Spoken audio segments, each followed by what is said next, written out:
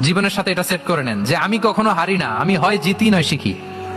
আমি কখনো হয় জিতি নয় শিখি। এই মাইন্ডসেট যদি গ্রো করেন, আপনার হারাইতে পারবে কেউ পারবে না। রাসূল সাল্লাল্লাহু আলাইহি ওয়াসাল্লাম হি ওয়াজ আনস্টপেবল, হ্যাভিং আনবিলিভেবল সাবর, ধৈর্যের পাহাড় নিয়ে, আনস্টপেবল অ্যাটিটিউড নিয়ে তিনি শুধু সামনে গিয়েছেন, পেছনে যান নাই কখনো। সীমাহীন কষ্ট আর সংগ্রামের মধ্য দিয়ে গিয়েছেন, থামাতে পারে নাই ওনাকে কেউ পারে নাই। ইয়াতিম হিসেবে জন্মগ্রহণ করলেন, পৃথিবীর আলো দেখবার আগে বাবাকে হারালেন, ছোট বয়সে মাকে হারালেন, পরে দাদাকে হারালেন, এরপর চাচাকে হারালেন। শিয়াবে আবি তালেবে জেল খেটেছেন 3 বছর। Physical torture, mental torture, life threat, হত্যা করার ষড়যন্ত্র হয়েছে। আল্লাহ তাআলা বলেছেন আজ রাতে হিজরত করো। ব্ল্যাক ম্যাজিক করা হয়েছে। লাবিদ ইবনুল আ'সাম, এক ইহুদিদের মিত্র, ওনাকে ব্ল্যাক ম্যাজিক করেছে। মারার জন্য খাদ্যে বিষ মিশিয়ে দেয়া হয়েছিল। বাজুর মাংস, খাসির বাজুর মাংস পছন্দ করতেন।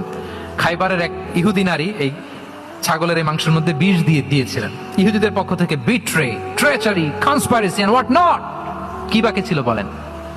ষড়যন্ত্রের এমন কোন ধরন ছিল না যেটা তারা বাকি রেখেছে। কিন্তু রাসূল সাল্লাল্লাহু আলাইহি ওয়াসাল্লাম কি থামানো গিয়েছিল?